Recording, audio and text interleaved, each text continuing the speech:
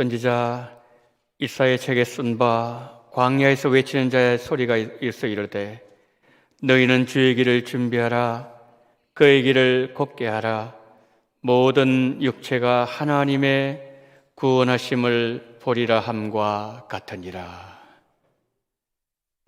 사랑과 은혜가 풍성하신 하나님 아버지, 대강림절 마지막 주일을 허락하시고 이 시간에 우리 원동의 성도님들 이 추운 겨울 날씨에도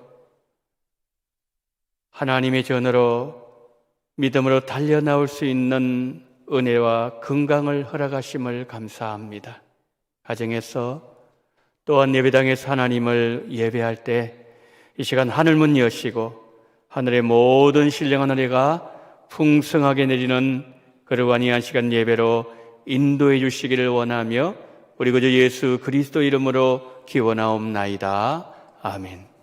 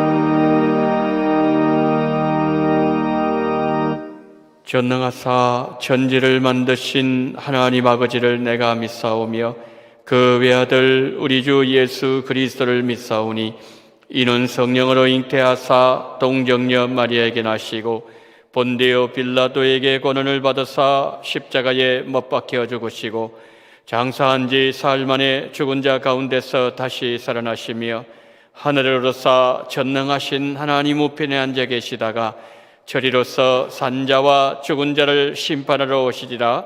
성령을 믿사오며 거룩한 공예와 성도가 서로 교통하는 것과 죄를 사하여 주시는 것과 몸이 다시 사는 것과 영원히 사는 것을 믿사옵나이다. 아멘.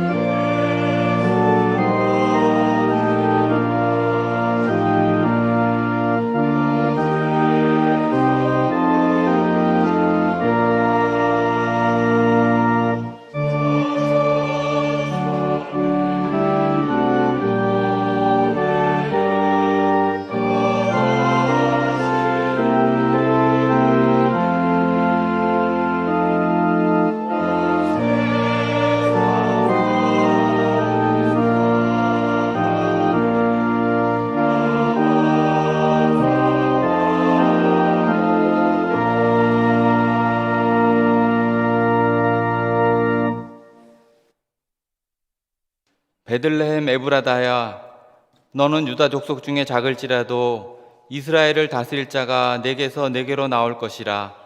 그의 근본은 상고에 영원에 있느니라.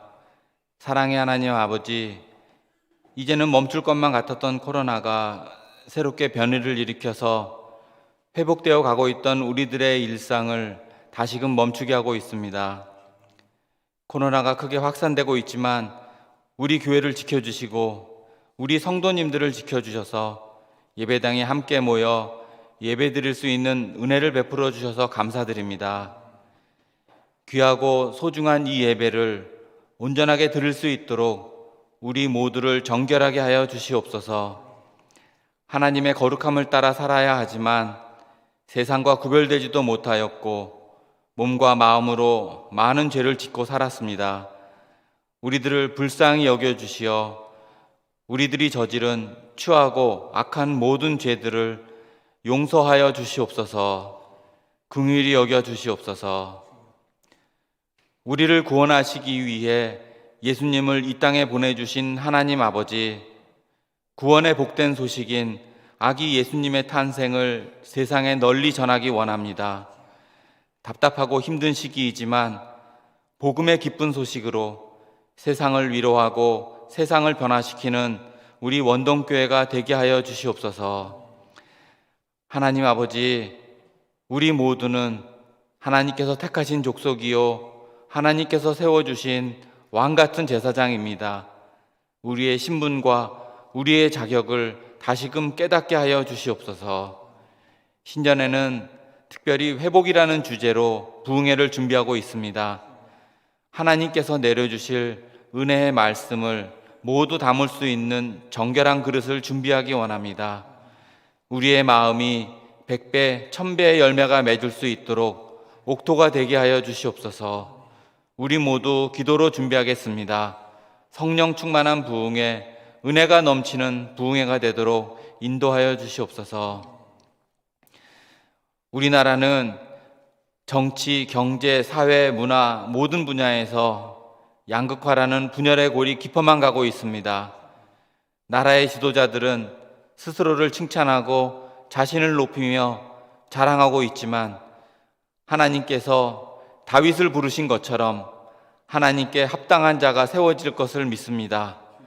하나님을 경외하고 국민을 사랑하며 나라와 민족을 위해 진정으로 희생할 수 있는 합당한 지도자가 세워지게 하여 주시옵소서. 원치 않는 질병으로 육체적 고통 가운데 계신 성도님들과 경제적인 어려움으로 물질의 고통 가운데 계신 성도님들에게 하나님께서 더 큰 위로와 치유와 회복의 은혜를 내려주시옵소서. 하나님의 크신 사랑과 은혜로 하늘의 소망을 잃지 않도록 인도하여 주시옵소서. 강단에 서시는 목사님에게 성령 하나님께서 함께 하셔서 귀한 하나님의 말씀을 은혜롭게 전달하게 하시고 말씀 듣는 우리 모두에게는 아멘으로 화답할 수 있는 마음을 열어주시옵소서. 자리를 구별하여 세워주신 시온 찬양대와 기악팀에 정성을 다해 준비한 찬양을 기쁘게 받아주시옵소서. 방송과 영상을 담당하는 자리에서, 안내위원회 자리에서, 주차봉사의 자리에서 섬겨주시는 아름다운 손길들을 기억하여 주시옵소서. 우리의 예배 가운데 임재하시는 하나님 아버지, 홀로 영광 받아 주시옵소서. 베들레헴의 가장 낮고 천한 곳으로 내려오셔서 우리를 구원하여 주신 우리 주 예수 그리스도의 이름으로 간절히 기도드립니다. 아멘.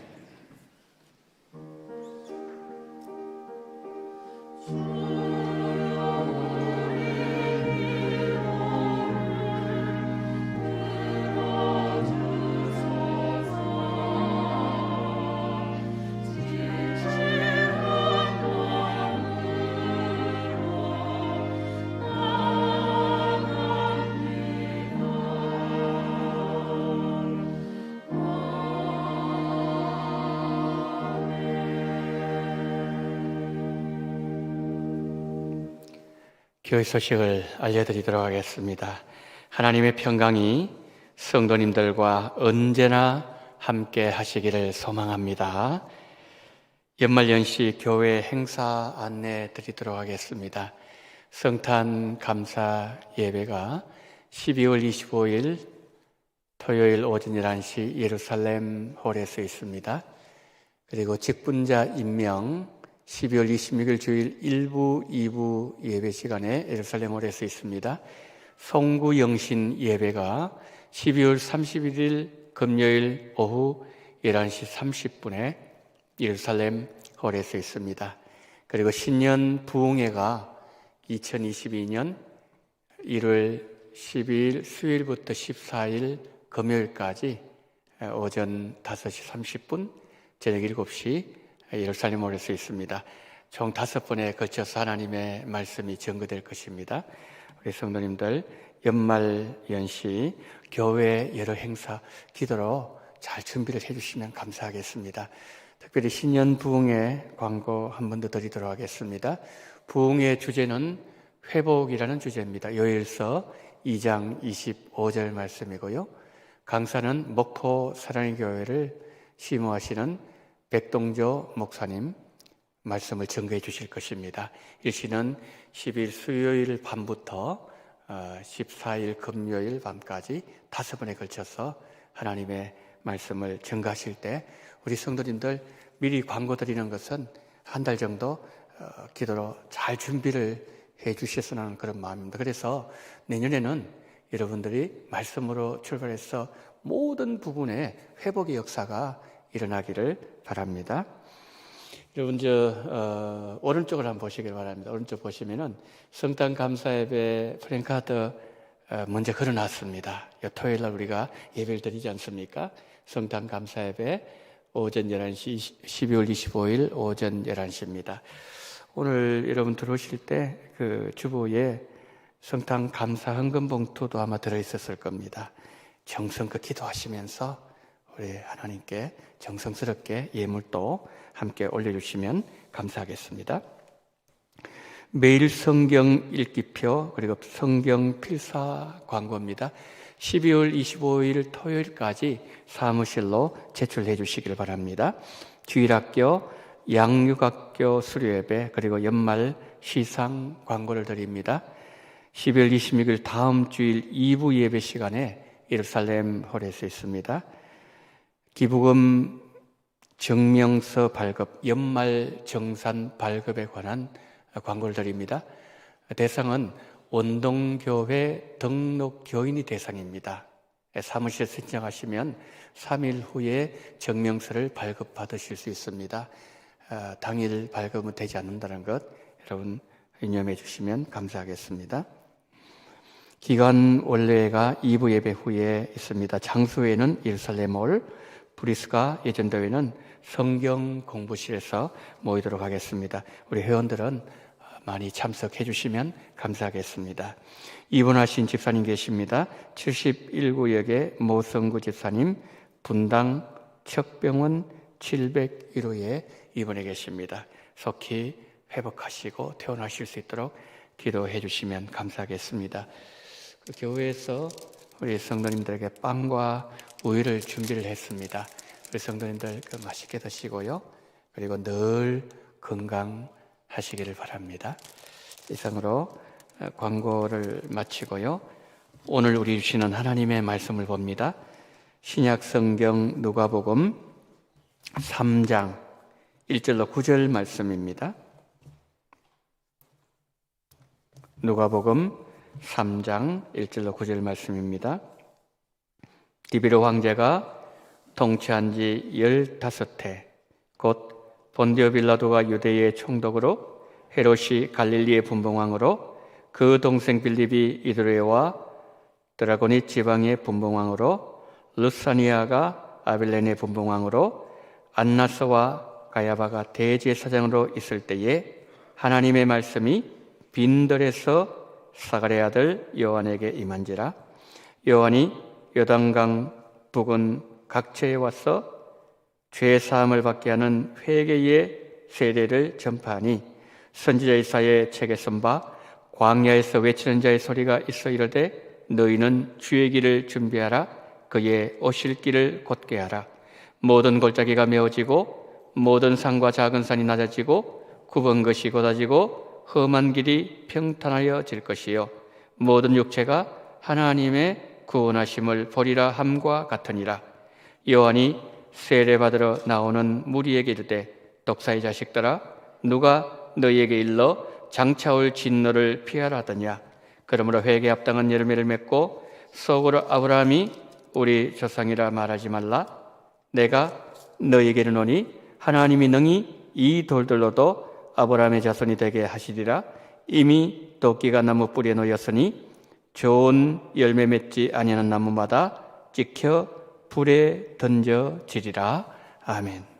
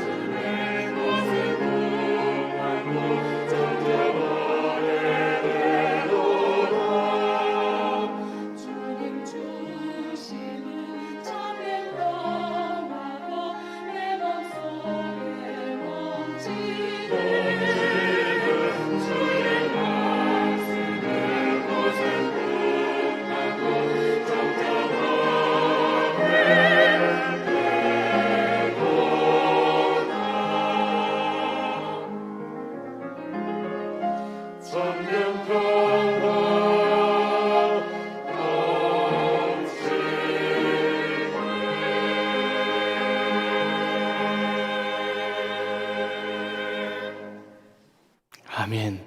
주님 주시는 참된 평화가 오늘 찬양으로 영광 돌린 모든 우리 찬양대원들, 지휘자, 반주자, 기악팀 모두에게 새벽 이슬같이 내리게 하여 주시옵소서.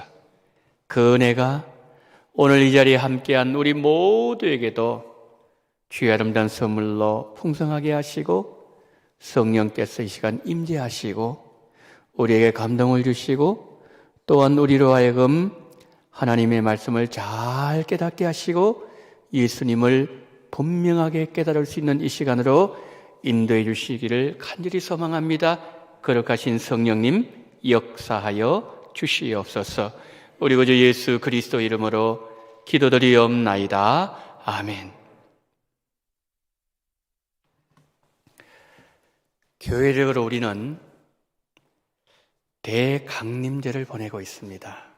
대강림절은 성탄절 이전 4주 동안 예수님 오심을 기다리는 절기입니다. 특히 오늘은 대강림절 마지막 주일을 우리가 보내고 있습니다. 누가복음 3장은 예수님의 오심을 준비하는 한 사람이 등장하는 장면으로 시작합니다. 누가복음 3장 1절, 2절 한번 보실까요? 디베료 황제가 통치한 지 15해, 곧 본디오 빌라도가 유대 총독으로, 헤롯이 갈릴리의 분봉왕으로, 그 동생 빌립이 이두레와 드라고닛 지방의 분봉왕으로, 루사니아가 아빌레의 분봉왕으로, 안나스와 가야바가 대제사장으로 있을 때에 하나님의 말씀이 빈들에서 사가랴의 아들 요한에게 임한지라. 저기 1절, 2절 보시면은 저기 여러분 몇 사람이 등장하죠? 8사람이에요. 로마 황제 디베료, 유대 총독 본디오 빌라도, 헤롯, 그리고 그의 동생 루사니아, 또 안나스 가야바, 그리고 세례 요한 8명입니다. 근데 이 8명을 두고서 보면 세례 요한만 무명의 사람이었지 7명은 그 시대를 대표하는 아주 유명한 사람, 누구든지 다 알고 있는 사람들이었습니다. 1, 2절에 등장하는 8명은 두 영역으로 구분되어집니다. 첫째는 사회적 지위에 따른 구분입니다. 로마 황제가 가장 먼저 등장합니다. 그 다음 유대 총독, 그리고 유대 땅의 분봉왕들, 그리고 종교 지도자들이 등장하죠. 그런데 이상한 게 하나 있어요. 그것은 구약율법에 의하면 분명히 대제사장 하나님 한 명을 임명하셨는데, 그런데 오늘 본문에는 가야바, 안나스 2사람이 등장해요. 이렇게 성경에 2사람의 대제사장이 등장하고 있다는 것은 로마가 유대의 종교 영역에까지 힘을 붙여서 영향력을 행사하고 있었다, 그런 뜻이죠. 이들을 다 소개한 후에 맨 마지막에 등장하는 인물이 세례 요한입니다. 세례 요한은 7명과 비교해 볼 때 가장 미미한 존재였다는 거죠. 둘째는 사회적 영향력에 따른 구분입니다. 등장인물들의 기록 순서를 보면 누가 더 큰 권력을 가지고 있었는지 가늠할 수 있죠. 세례 요한이 사역을 시작할 때 본문에 등장하는 7명의 영향력은 막강했습니다. 로마 총독 빌라도는 유대인들의 생명을 빼앗을 수 있을 정도의 권력을 가지고 있었습니다. 실제로 그의 권력은 예수님을 십자가에 못 박도록 결정 내리는 데 사용되었습니다. 헤롯, 세례 요한의 목을 벨 정도로 무소불위의 권력을 휘두르고 있었습니다. 대제사장들도 성전 재물을 판매하고 성전세를 비롯해서 많은 돈을 거두어 들여서 성전 금고에 채워서 백성들을 경제적으로 그리고 종교적으로 지배하고 있었던 상황이에요.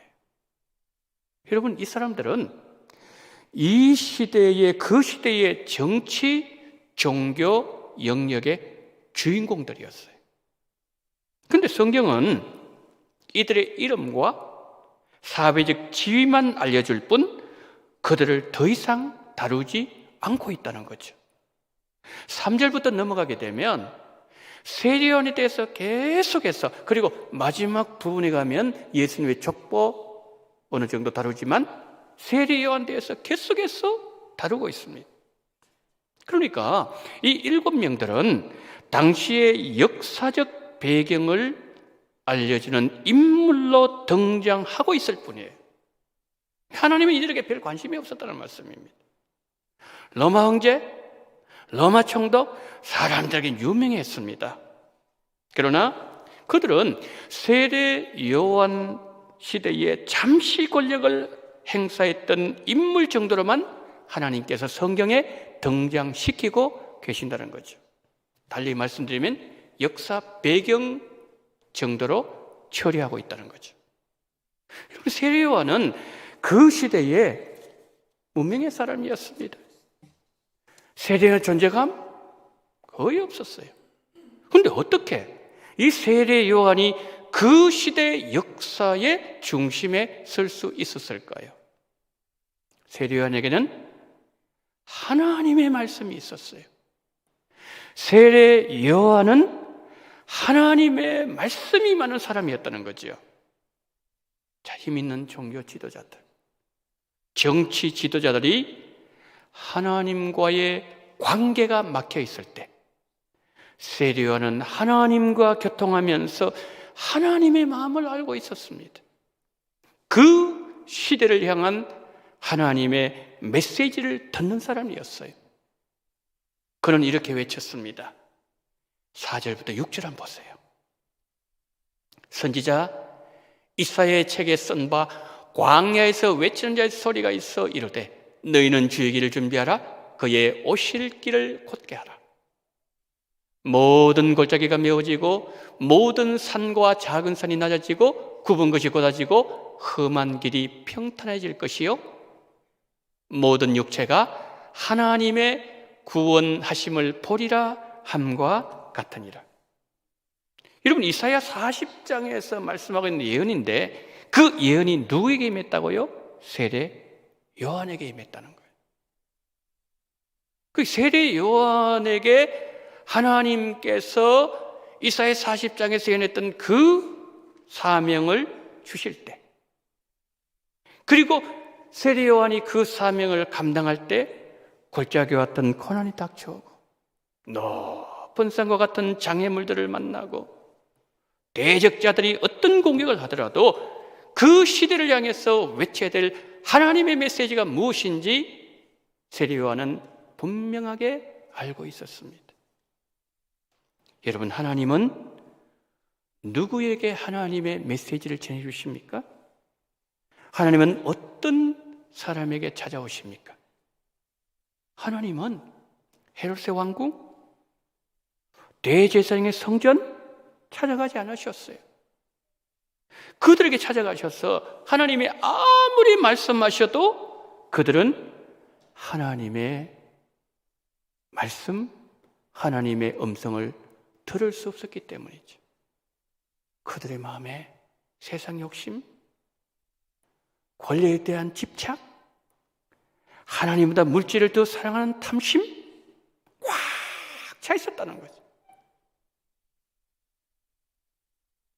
그래서 그들에게는 하나님의 말씀이 들어갈 수 있는 마음의 공간, 여유 없었다는 거죠. 자, 여기서 우리 잠시 구약으로 한번 거슬러 올라가 볼까요? 하나님은 어느 시대든지 간에 언제나 하나님은 그 시대를 향해서 말씀하셨습니다.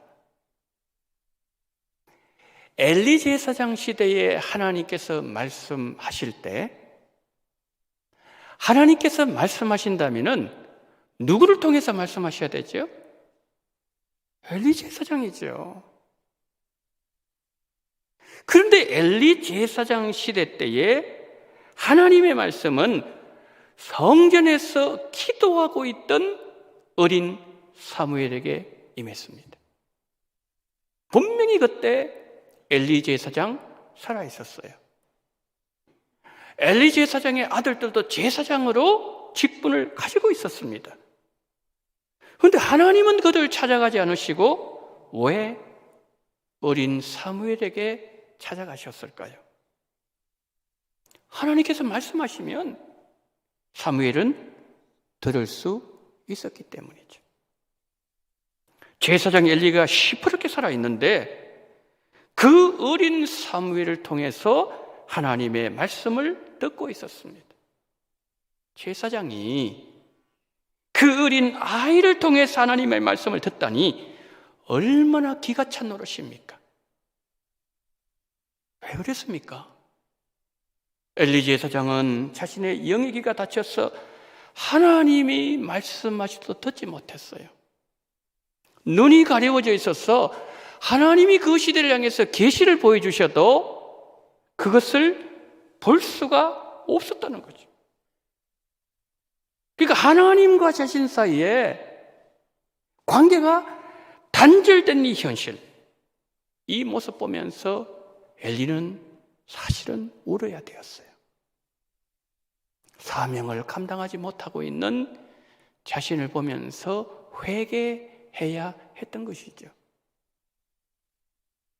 하나님은 어린 사무엘을 통해서 엘리가 영적으로 심각한 문제가 있다 고발하고 있었습니다. 여러분, 세례요한 시대 마찬가지예요.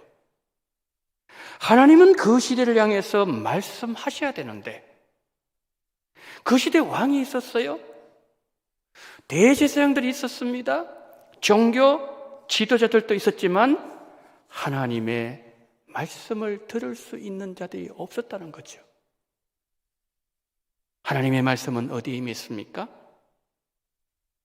빈들에서 기도하는 세례 요한에게 임하고 있었어요. 2절 한 번 더 보십시다. 안나스와 가야바가 대제사장이 있을 때에 사실 안나스와 가야바에게 말씀이 임해야 되잖아요. 그런데 말씀이 다른 데 임한다니까요. 있을 때에 하나님의 말씀이 어디입니까? 빈들에서 사가랴의 아들 요한에게 임한지라. 하나님의 말씀은 빈들에서 기도하는 세례 요한에게 임하고 있었습니다. 이런 빈들이 어떤 것인가요? 인간의 소리가 들리지 않는 것입니다.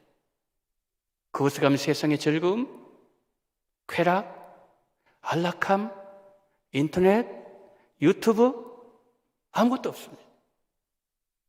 빈들은 하나님께서 우주를 어떻게 운행하시는지를 보여주십니다. 밤이 되면 밤하늘의 달과 별들을 보면서 우주를 움직이시는 창조주 하나님을 만날 수 있습니다.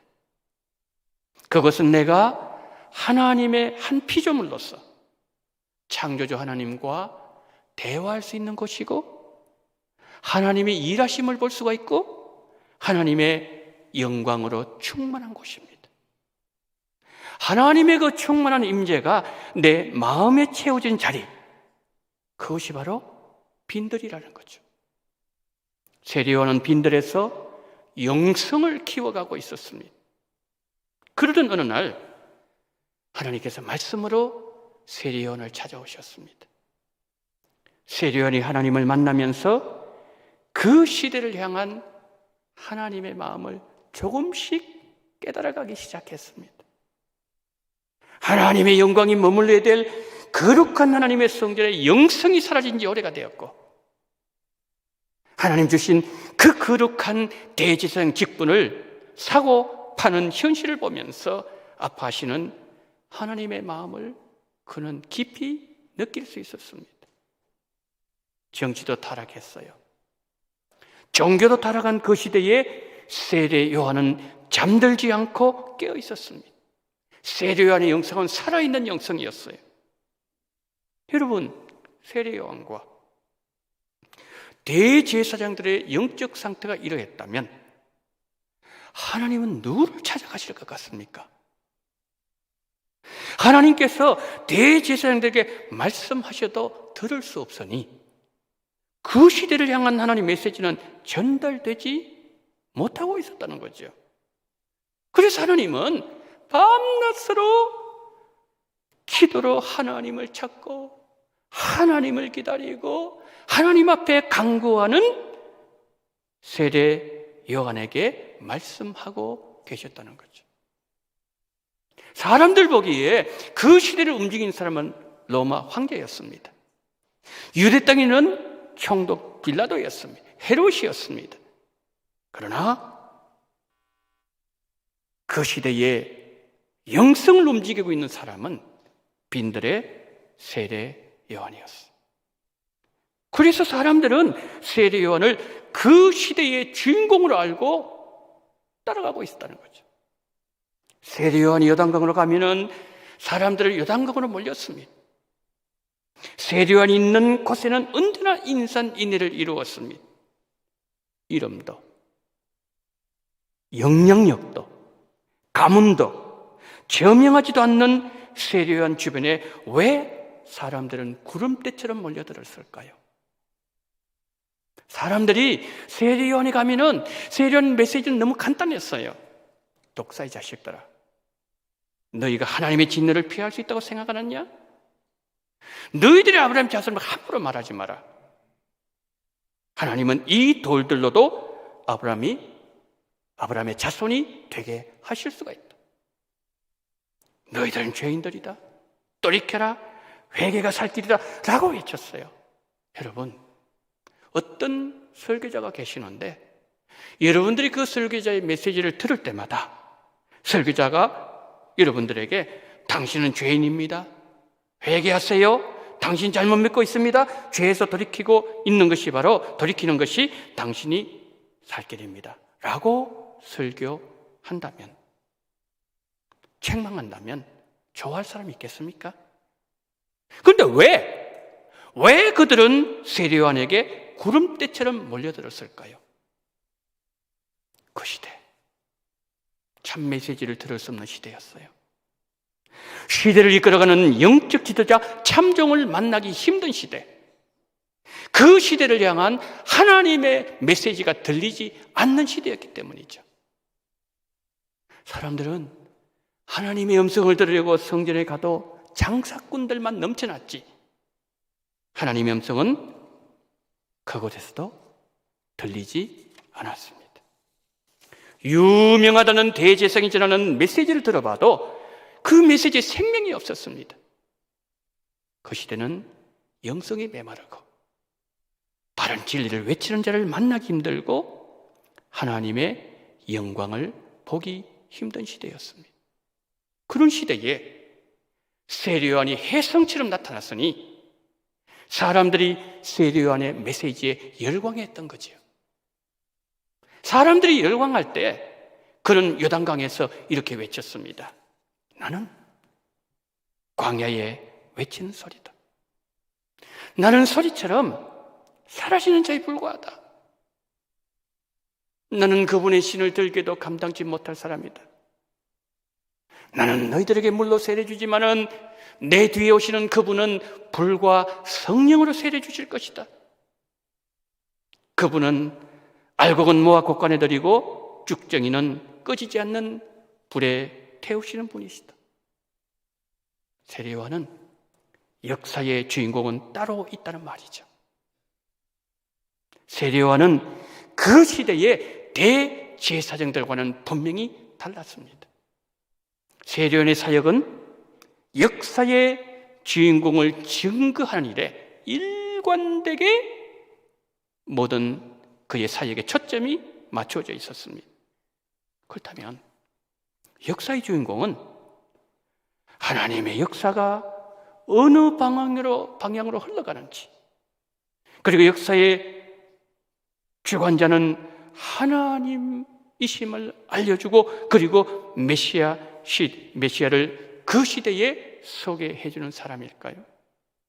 많은 사람들도 그렇게 생각하고 세례 요한을 따랐습니다.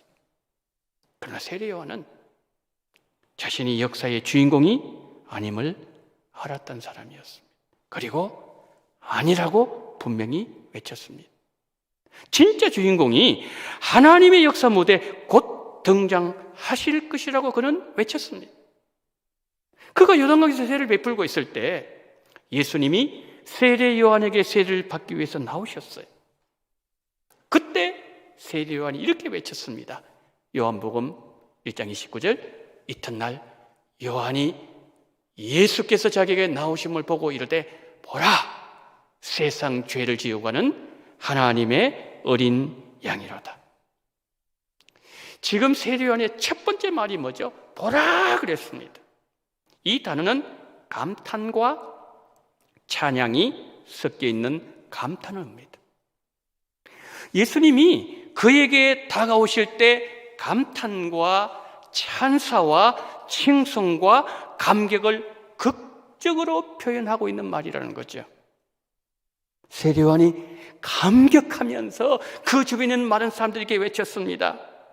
내게 오신 저분을 한번 봐라. 저분이 바로 내가 지금까지 기다려왔던 인류의 주인공이시다.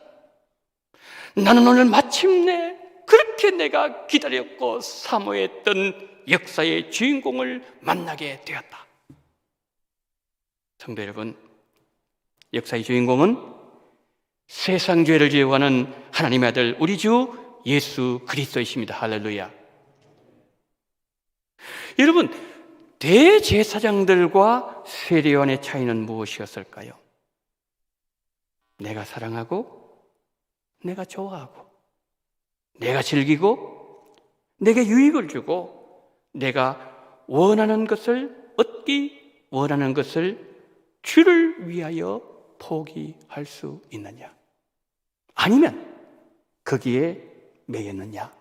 그것이 아니겠습니까? 내가 사랑하는 것을 주께 드릴 수 있는 사람은 동방박사처럼 아기 예수님을 만날 수 있고 가장 귀한 황금과 유향과 몰약을 기쁨으로 드릴 수 있습니다. 세례요한은 말합니다. 역사의 주인공을 만나고 싶은가? 역사의 주인공을 만날 수 있는 장소가 있다. 그것은 바로 빈들이다. 그렇습니다. 우리가 빈들로 나가면 세상 쾌락 없습니다. 세상이 주는 즐거움이 없습니다. 외롭습니다. 유익과 안락함을 주는 모든 것을 다 뒤로해야 됩니다. 그러나 우리는 그렇지만 그것으로 나아가야 됩니다. 성탄을 엿새 앞둔 마지막 대강림절에 우리 모두에게 나의 빈들이 있기를 축복합니다. 나의 빈들에서 우리 시대를 향한 하나님의 마음을 알고 나의 빈들에 하나님의 메시지가 임하여 코로나로 어두워진 이 시대를 향해서 우리의 구원자, 우리를 구원하신 예수님 곧 오십니다 라고 외치는 광야의 소리가 되시기를 축복합니다. 그리고 엿새 후 성탄절에 우리 모두 기쁨으로 주님을 만나서 내가 지금까지 가장 귀하게 황금과 유향과 몰약을 아기 예수님께 드리면서 경배하는 성탄 감사 예배가 되기를 역사의 주인이신 예수님 이름으로 축복합니다. 자비로우신 하나님, 역사의 주인공 만날 수 있는 은혜를 허락하여 주시옵소서. 우리의 빈들이 회복되어지게 하여 주시옵소서. 우리를 즐겁게 하고 우리를 유익하게 만들고 또한 우리의 삶에 안락함을 주는 그 모든 것을 세례요한이 다 내려놓고 오직 하나님의 영성이 살아있는 빈들로 나아갔을 때에 그곳에서 하나님의 메시지를 받고 그 시대를 향한 하나님의 마음을 알았던 것처럼 주여 우리에게도 그와 같은 은혜가 내리게 하여 주시옵소서. 우리 구주 예수 그리스도 이름으로 기도드리옵나이다. 아멘.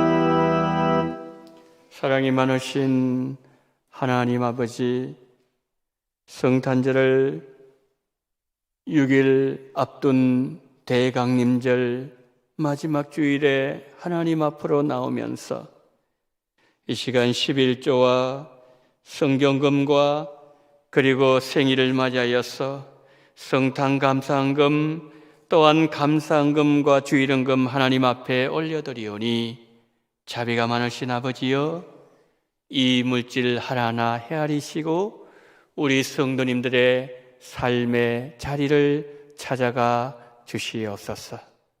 이 물질을 하나님 앞에 올려드릴 때에 그 마음의 간절한 소음과 때로는 아픔과 감사와 기쁨과 영광 돌리기를 소망하는 그 거룩한 마음이 있어사오니 하나님, 우리 성도님들 한 분 한 분 이 모든 물질을 보시고 삶의 자리 가운데 함께 하시고 풍성한 은혜 내려주심으로 인하여 성탄절에 하나님 앞에 더 큰 영광을 돌려드릴 수 있는 존귀한 하나님의 사람들이 되게 하여 주시옵소서. 11조를 하나님 앞에 먼저 구별하여 드리오니 아버지 하나님, 9가지 그 모든 하나님 아버지여 그 또 책임을 져주시옵시고 또한 하나님 아버지 더 풍성하게 공급하여 주심으로 인하여 다윗이 고백했던 부족함이 없는 삶을 살 수 있는 은혜와 복을 허락하여 주시옵소서.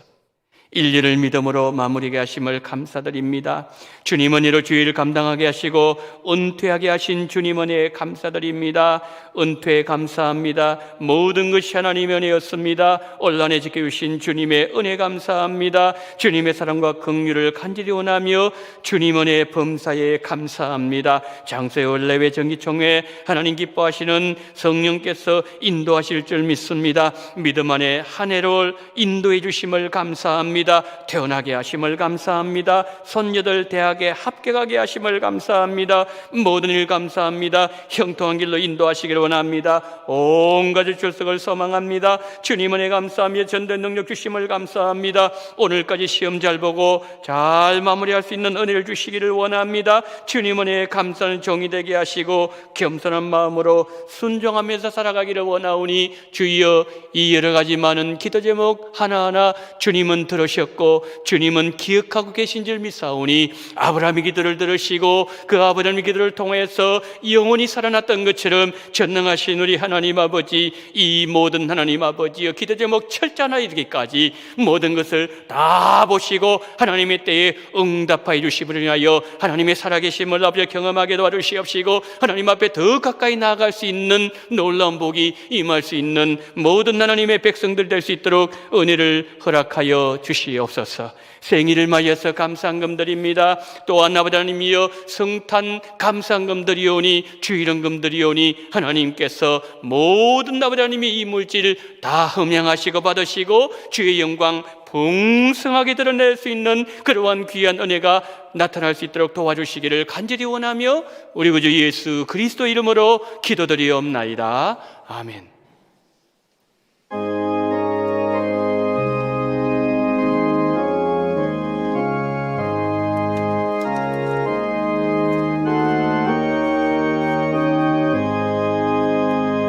성전을